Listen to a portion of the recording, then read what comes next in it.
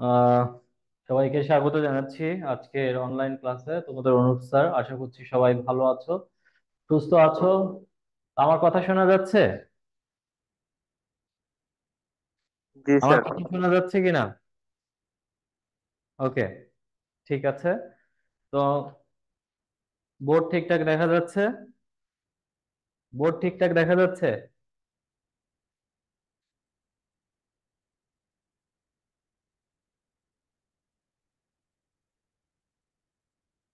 আচ্ছা, তো আমরা গত ক্লাসে কি করাচ্ছিলাম? Right forms of verb. আমরা গত ক্লাসে রাইট ফর্ম অফ ভার্ব এইটা আমরা করানো শুরু করেছিলাম। এখন আমি লিখছি, তোমরা সবাই খাতা কলম নিয়ে আমার সাথে সাথে লেখো। They read the book at this moment.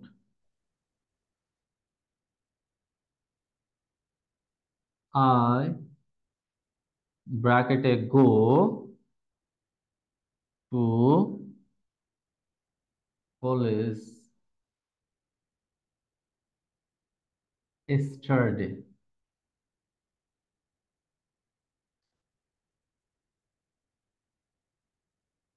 They already passed the SSC exam. We just reach the college.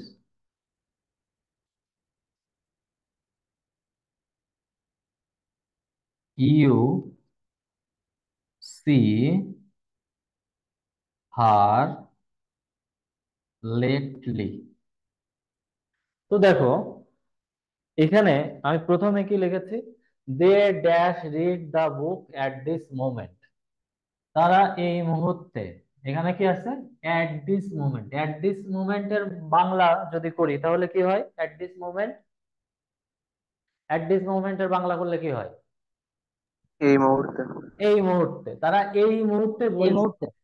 এই মুহূর্তে, তাহলে এই মুহূর্তে তার মানে এটা কি প্রেজেন্ট না পাস্ট?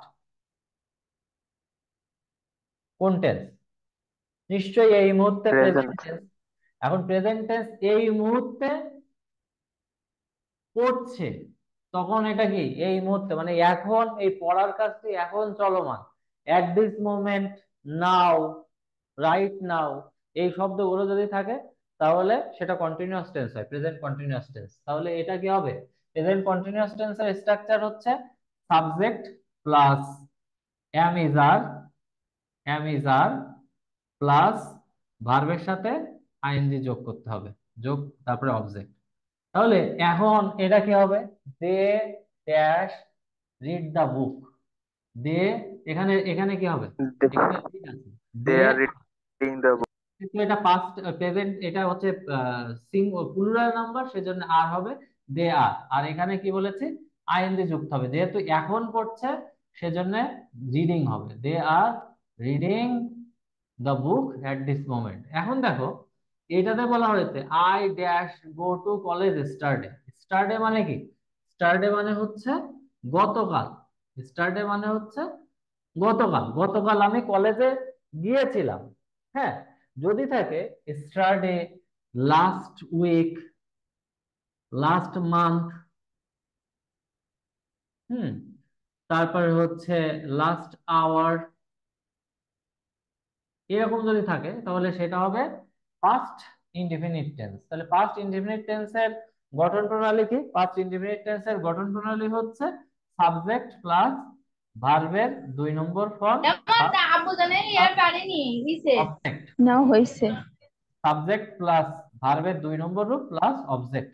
এটা এটা কি পাস্ট, এটা হচ্ছে পাস্ট ইনডিফিনিট টেন্সের ক্ষেত্রে এই ফর্মটা কার্যকর হবে। তো পাস্ট ইনডিফিনিট টেন্সের কিছু মার্ক আছে, কিছু জিনিস আছে যেগুলো যদি থাকে তাহলে আমরা একদম চোখ বন্ধ করে বলে দিতে পারবো ওটা পাস্ট ইনডিফিনিট টেন্স। যেমন yesterday, last hour, last month, last week.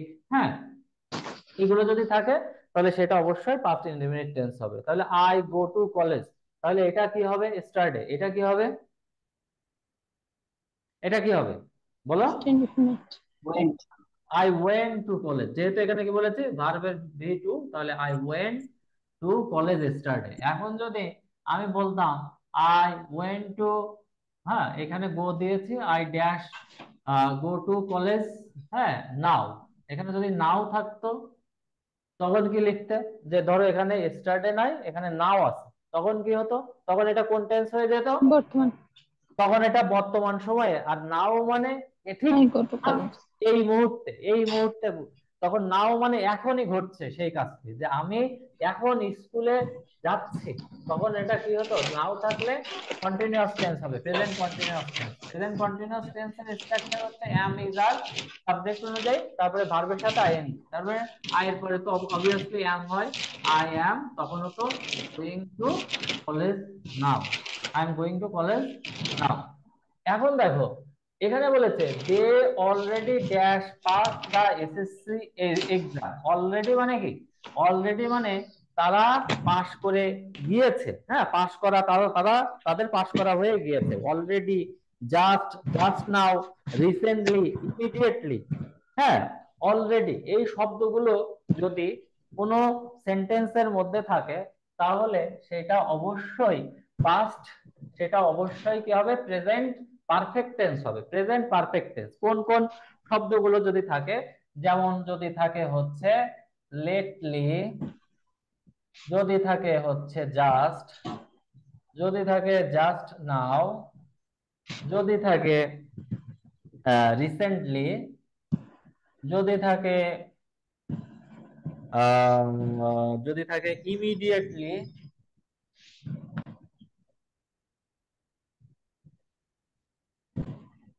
এরকম কিছু কিছু মার্কার আছে। হ্যাঁ, এই মার্কার, এই মার্কার বা এই শব্দগুলো যদি থাকে তাহলে সেটা অবশ্যই কি হবে? প্রেজেন্ট পারফেক্ট টেন্স হবে, প্রেজেন্ট পারফেক্ট টেন্স। এখন এগুলো হচ্ছে প্রেজেন্ট পারফেক্ট টেন্স যার মার্ক। মাইকটা অন করা সে মাইকটা অফ করেন প্লিজ। এই হ্যাঁ, কেউ যেন একটা তোমাদের আনমিউট করতে ভুলে গিয়েছো। হ্যাঁ, তোমরা একটু সবাই একটু মিউট করে না থাকলে তাহলে অন্যদের অসুবিধা হবে একটু। এই ব্যাপারে আমরা সবাই একটু কনসাস থাকবো। হ্যাঁ, যাতে সবাই মাইকটা অফ করে রাখো। যখন কথা বলার দরকার হবে তখন তুমি অবশ্যই আনমিউট করে কথা বলবে, যে স্যার আমি এখন একটু কথা বলতে চাই। হুম। এখন দেখো যদি এরকম থাকে দে অলরেডি, এখন কি কি শব্দ বলেছে? এগুলো হচ্ছে রিসেন্টলি, জাস্ট নাও, জাস্ট, শুধু নাও না, just now, lately, immediately, ever, এগুলো সব হচ্ছে প্রেজেন্ট পারফেক্ট টেন্সের মার্কার।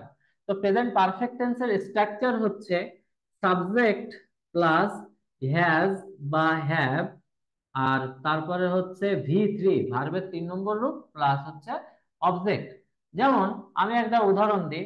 প্রেজেন্ট পারফেক্ট টেন্সটা হচ্ছে কোনো কাজ হয়ে গিয়েছে, কোনো কাজ হয়ে গিয়েছে কিন্তু তার ফলাফল, তার এখনো রেজাল্ট রয়েছে। হ্যাঁ, তার এখনো রেজাল্ট রয়েছে, তখন সেটা তখন সেটা হবে প্রেজেন্ট পারফেক্ট টেন্স। এখন দেখো আমি চিঠি পেয়েছি, আমি তোমার চিঠি এইমাত্র পেলাম। হ্যাঁ, এই মাত্র পেলাম, এখনই পেলাম। তখন আমরা কি লিখবো? আমি তোমার চিঠি পেলাম, আই, আমি পেয়েছি। হ্যাঁ, আমি এই মাত্র তোমার চিঠি পেয়েছি, তাহলে আই হ্যাভ।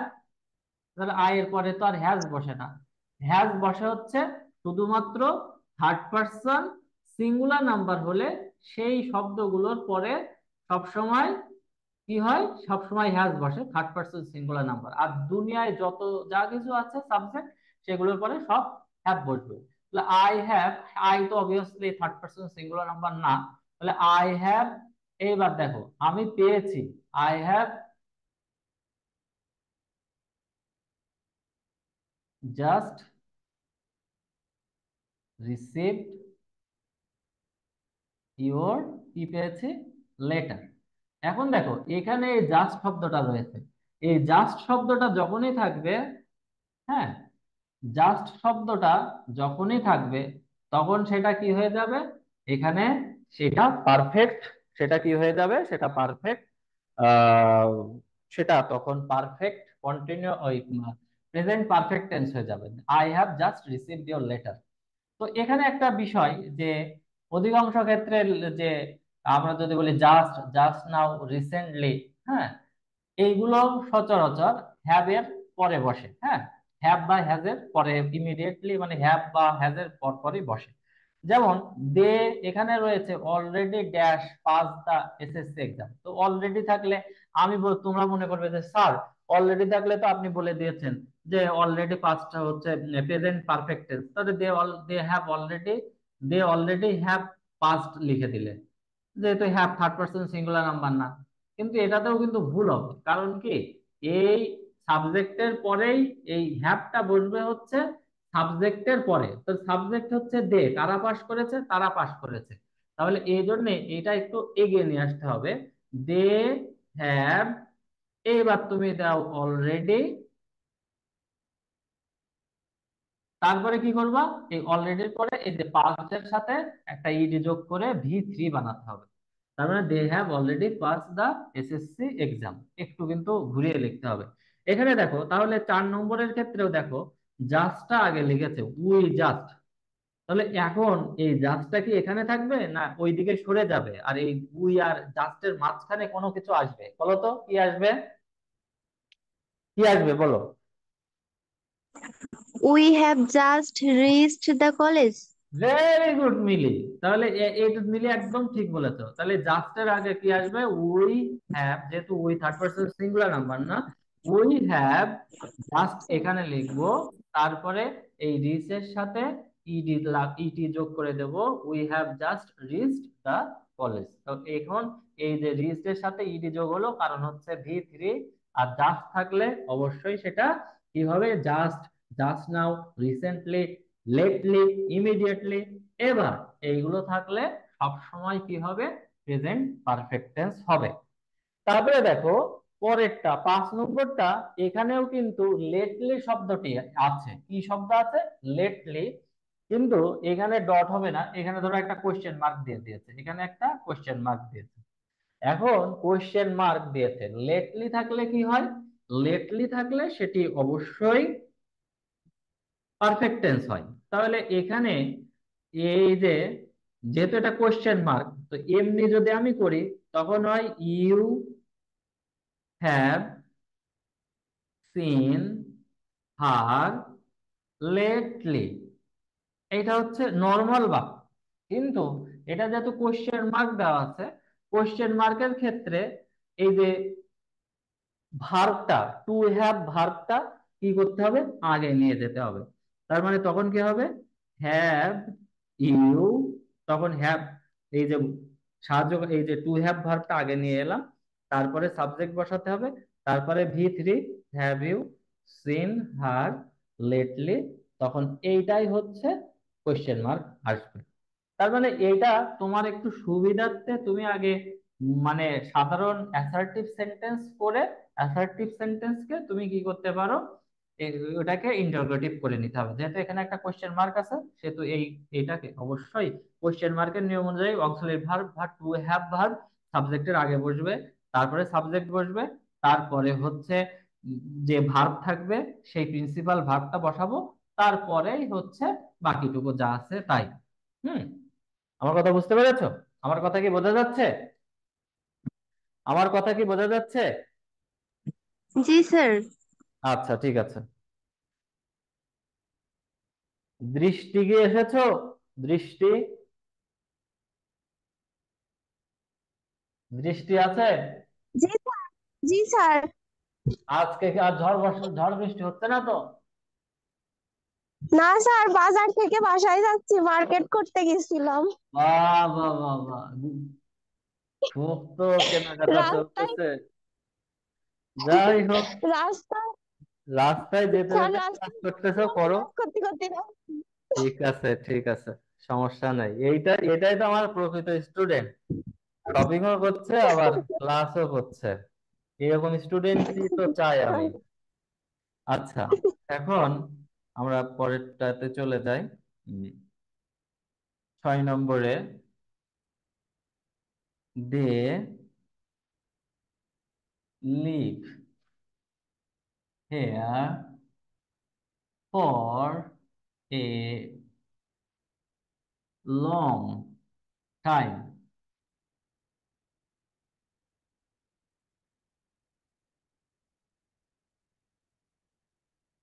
তারপরে Munir read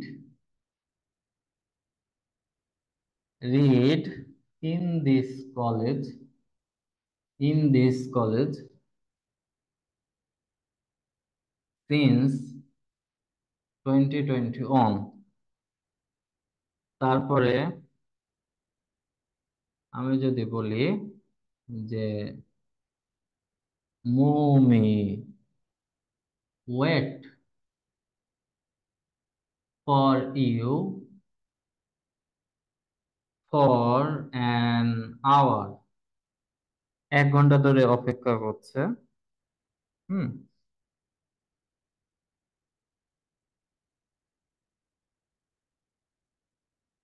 তাম্মি leave the room 20 minutes ago।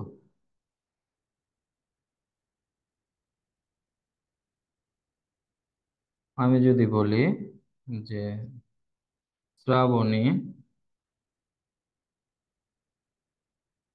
Visit the জু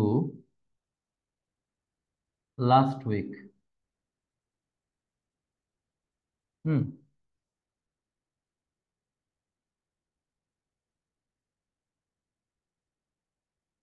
তারপরে যদি বলি in those days people be নোম্যাডস।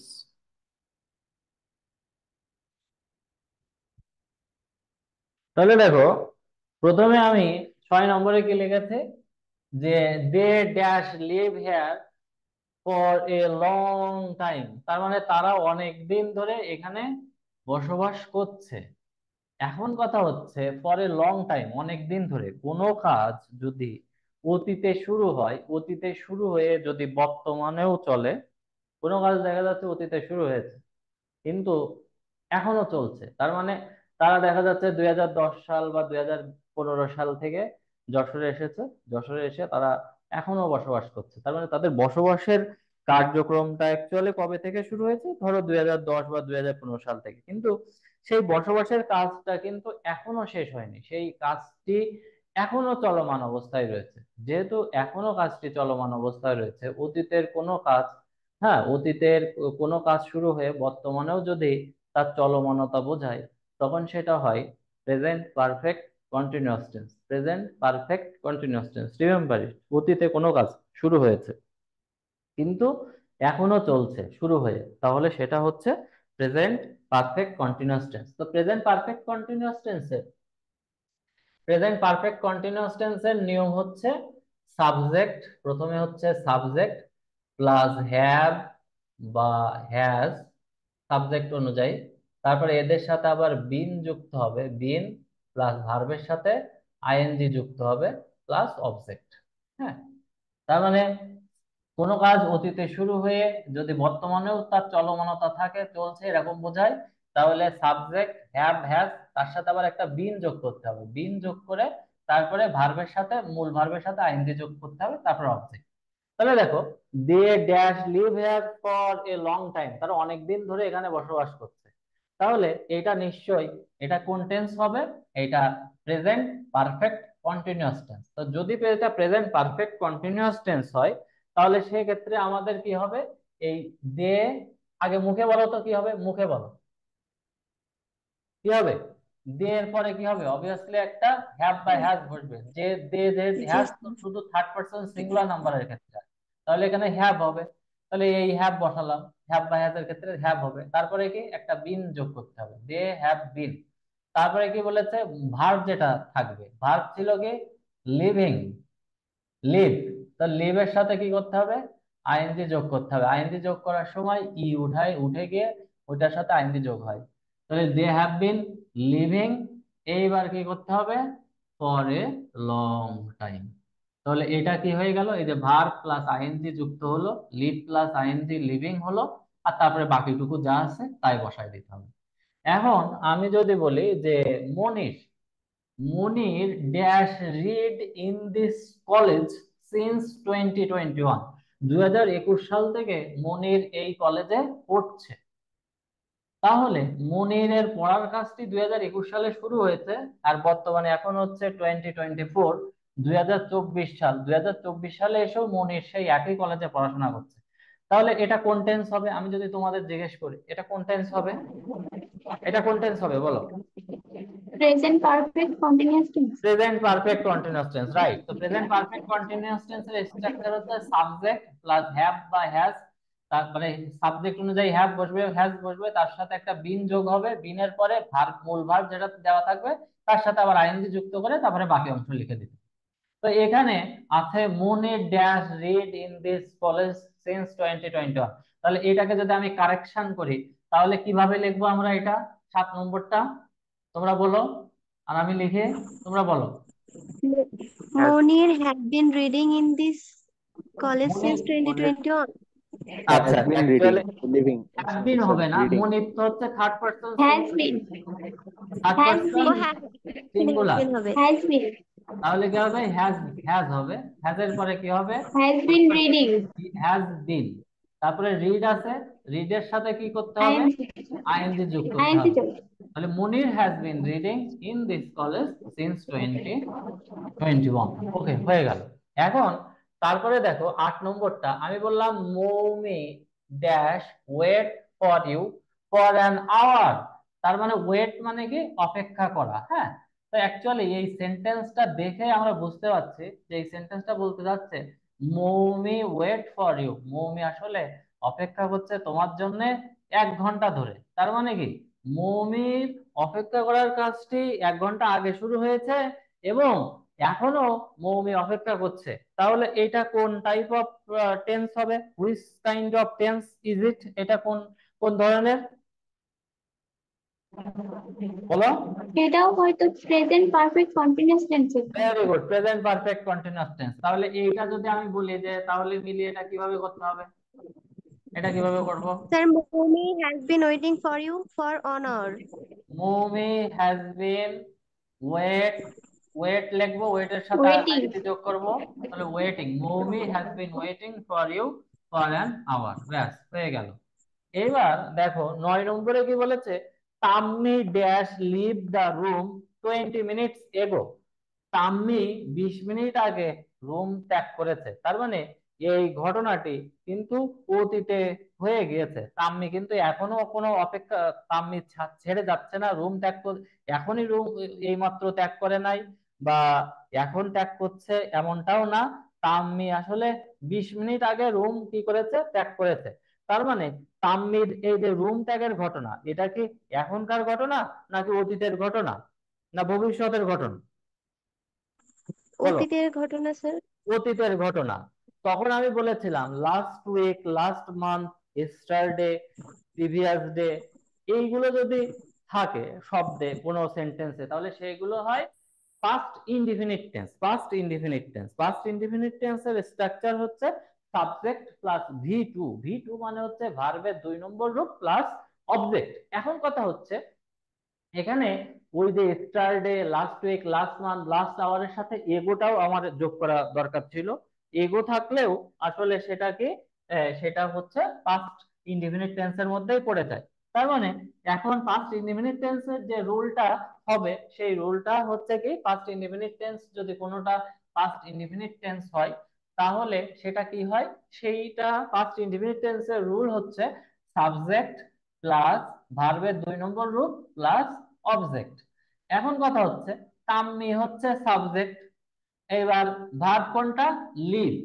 যেহেতু এইটা 20 মিনিট থেকে 20 মিনিট আগের ঘটনা, সেহেতু নিশ্চয়ই এটা ফার্স্ট ইনডিফিনিট টেন্স, অতীতকালের ঘটনা, সেহেতু ভার্ব হচ্ছে লিভ। তাহলে লিভের ভার্বের 2 নম্বর ফর্ম কি হবে? লিভের 2 নম্বর ফর্ম কি হবে? Left. Leave left, left, LEFT, left. Tammy left the room 20 minutes ago. আচ্ছা, এখন দেখো আমি 10 নম্বরে লিখেছি Shrabani dash visit the zoo last week. Shrabani হচ্ছে চিড়িয়াখানা দেখেছিল গত সপ্তাহে। তাহলে এখন এইটা কোনটা, কোন ধরনের টেন্সের মধ্যে পড়ছে? এটা কোন ধরনের টেন্সের মধ্যে পড়ছে বলো? এটা স্যার কোন ধরনের পাস্ট টেন্স পড়ছে? ইনডিফিনিট। এটা পাস্ট কি indefinite. Past indefinite? Past indefinite. তাহলে পাস্ট ইনডিফিনিট হলে কি? Subject V two object. যেহেতু এটা লাস্ট উইক আছে, তার মানে শ্রাবণী তো আছে, ঠিক আছে, অবজেক্ট দা জু লাস্ট উইক এটাও ঠিক আছে, তাহলে ভার্বটা রয়েছে ভিজিট। তো ভিজিট তো আর ভার্বের 2 নম্বর রূপ না, তাহলে ভিজিটের ভার্বের 2 নম্বর রূপ কি হবে বলো? বলো, ভিজিটের ভার্বের 2 নম্বর রূপ কি হবে? স্যার ভিজিটের সাথে কি ইডি যোগ হবে? হ্যাঁ, ভিজিটের সাথে ইডি যোগ করতে হবে, right, exactly, you are 100% right. হ্যাঁ, ভিজিটের সাথে এটা যোগ করতে হবে। হ্যাঁ, তাহলে আমরা যদি এখন বলি যে এখানে কি করব, যে এখানে জাস্ট ইডি যোগ করে দেব, যে শ্রাবণী, এখানে ভিজিটের পরিবর্তে কি লিখবো? যেহেতু লাস্ট উইক আছে, সেটা অবভিয়াসলি এটা পাস্ট ইনডিফিনিট টেন্স, আর যেহেতু এটা পাস্ট ইনডিফিনিট টেন্স, সেহেতু শ্রাবণী ভিজিটটা ছিল, ভিজিটের সাথে ইডি যোগ করব, Shrabani visited the zoo last week. এবার দেখো in those days people dash be nomads. হ্যাঁ, ওই দিনগুলোতে, ইন দোজ ডেজ মানে ওই দিনগুলোতে। তাহলে এই ওই দিনগুলোতে, এই ফ্রেজ দ্বারা কি বর্তমান সময়কে বোঝায়, নাকি ভবিষ্যৎ, বর্তমান না অতীত সময়কে বোঝায় বলো? স্যার অতীত। ওই ওই দিনগুলো মানে তো অতীত না। অতীতকে বোঝায় না বর্তমানকে বোঝায় সেটা বলো? স্যার অতীতকে। অতীতকে বোঝায়, রাইট। তার মানে ইন দোজ ডেজ মানে ওই দিনগুলোতে, পিপল মানে মানুষেরা ছিল ড্যাশ নোম্যাডস, যাযাবর। নোম্যাডস মানে হচ্ছে যাযাবর। তাহলে মানুষরা যাযাবর ছিল ওই দিনগুলোতে। তাহলে এটা কোন টেন্স হবে? এটাকে প্রেজেন্ট টেন্স হবে না পাস্ট টেন্স হবে? Sir past first tense. Tense. Past indefinite tense হবে। তাহলে এখানে কি হবে? এখানে বি ভার্ব আছে, বি ভার্ব যদি পাস্ট টেন্স হয় তাহলে নিশ্চয়ই আজ আর যেহেতু এখানে পিপল আছে তাহলে ওয়ার হবে। তাহলে পিপল থাকলে কি আয়াত হবে? People were. পিপল হচ্ছে কি প্লুরাল নাম্বার, তা পিপল যদি প্লুরাল নাম্বার হয় তাহলে এটা সে ওয়ার নেবে, আর যদি সিঙ্গুলার হতো তাহলে ওয়াজ হতো। কি বোঝা যাচ্ছে? বোঝা যাচ্ছে? জি স্যার। মনে হচ্ছে যে তোমরা আমার থেকে অনেক দূরে আছো, দূর থেকে ক্লাস করছো মনে হচ্ছে? না স্যার।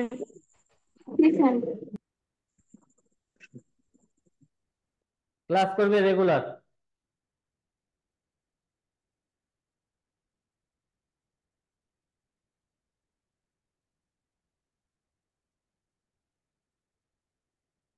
আচ্ছা, এখন কত নাম্বার লিখেছিলাম? 11। 12।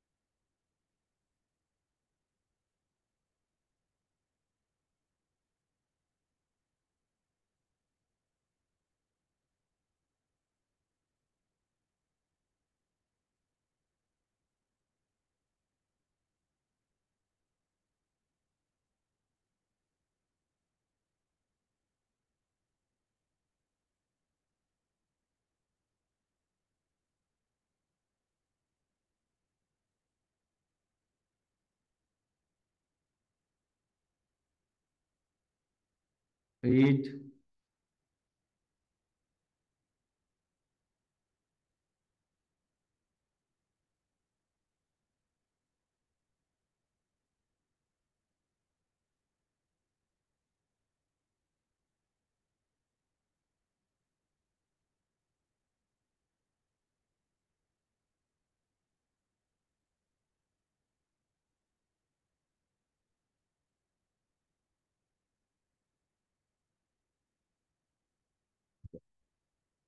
তো এখন খেয়াল করো, প্লিজ সবাই একটু খেয়াল করো।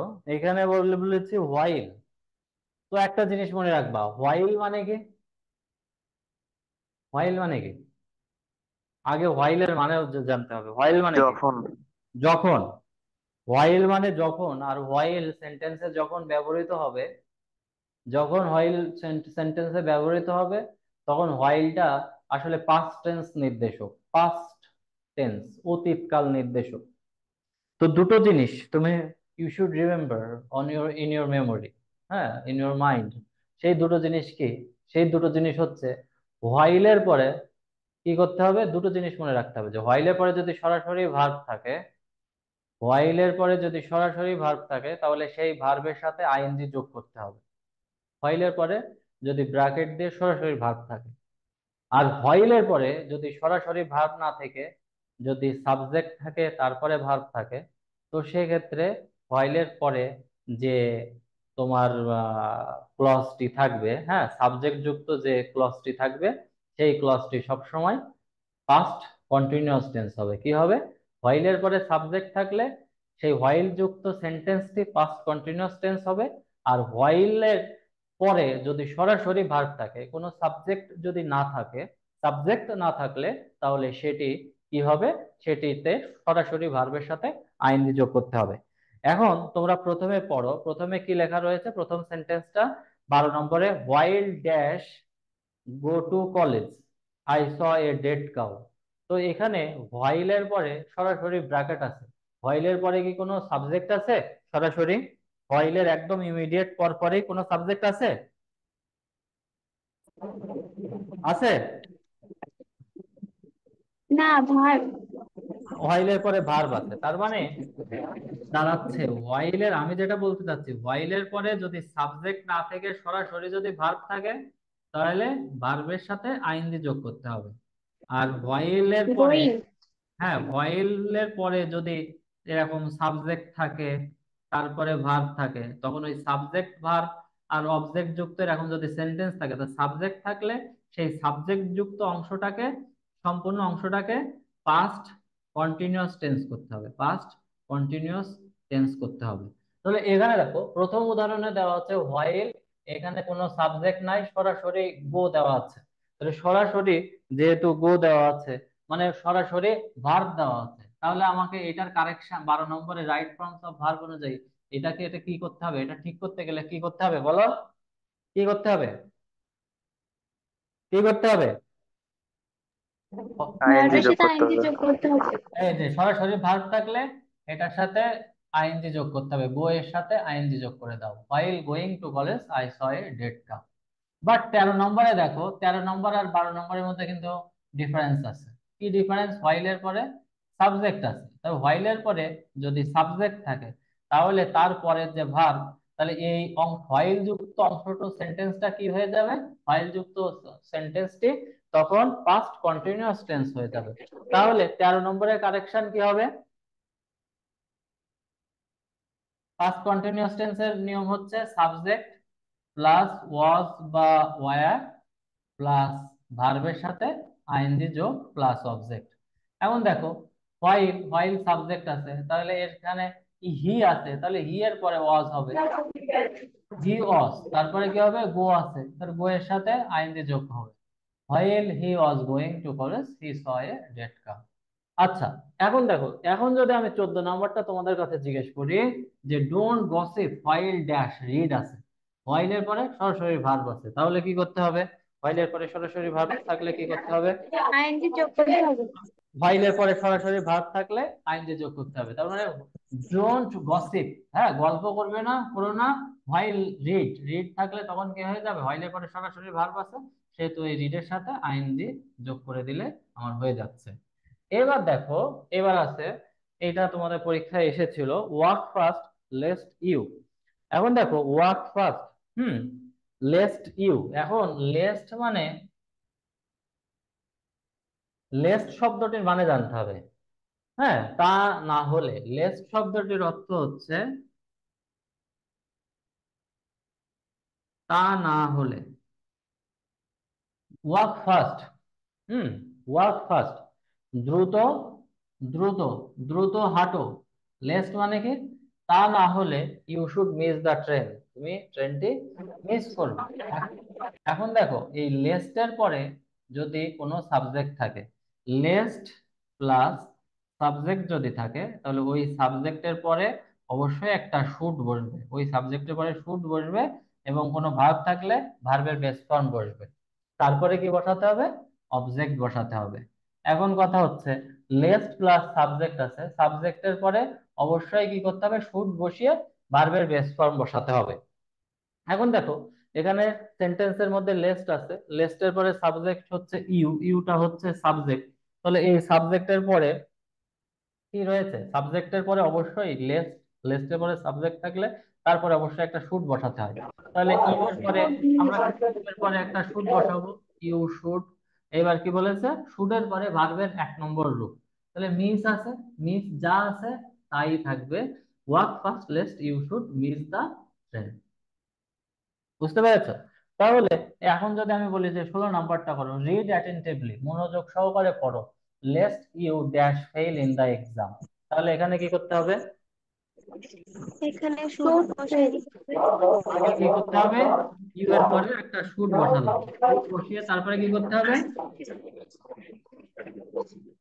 ফেইল আছে, যা আছে সেটাই বসাই দিচ্ছি। হ্যাঁ যা fail আছে আছে তাই সেটাই fail। হবে ফেল। হ্যাঁ, read attentively lest you should fail in the exam. Okay, কাহিনী শেষ।